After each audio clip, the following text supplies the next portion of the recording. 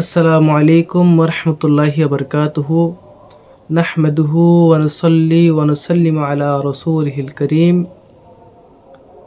সম্মানিত দর্শক শ্রোতা, মাহে রমজান উপলক্ষে আইএসপি এর কর্তৃক আয়োজিত দৈনিক প্রশ্নোত্তর অনুষ্ঠানের তৃতীয় পর্বে আপনাদের সবাইকে স্বাগতম এবং মোবারকবাদ জানাচ্ছি। অত্যন্ত গুরুত্বপূর্ণ একটা প্রশ্ন নিয়ে আপনাদের সম্মুখে হাজির হয়েছি। প্রশ্নটি করেছে মোহাম্মদ আমজাদ হোসেন। তিনি প্রশ্ন করেছেন, জানাজার নামাজরত অবস্থায় পায়ে জুতা পরা অথবা পায়ের নিচে রেখে নামাজ আদায় করলে কোনো ক্ষতি হবে কিনা। আমরা যখন জানাজার নামাজ পড়তে যাই তখন আমরা দেখতে পারি যে আমাদের অনেকেই পায়ের নিচে জুতা রেখে নামাজ পড়ে, আবার অনেকেই পা থেকে সামনে জুতা রেখে নামাজ পড়ে। আসলে পায়ের নিচে জুতা রেখে নামাজ পড়লে নামাজ কি হবে নাকি হবে না? অনেকে বলে হবে, অনেকে বলে হবে না। এই মাসালার সমাধানটা কি?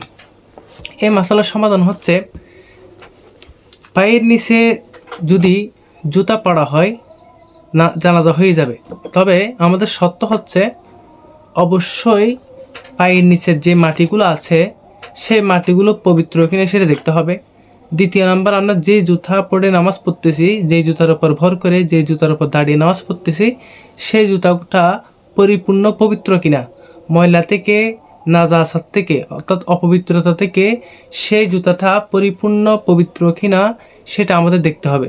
যদি পরিপূর্ণ পবিত্র হয় তাহলে জুতার উপর ভর করে নামাজ পড়লে নামাজটা হয়ে যাবে, অবশ্যই জানাজা সহিশুদ্ধ হবে।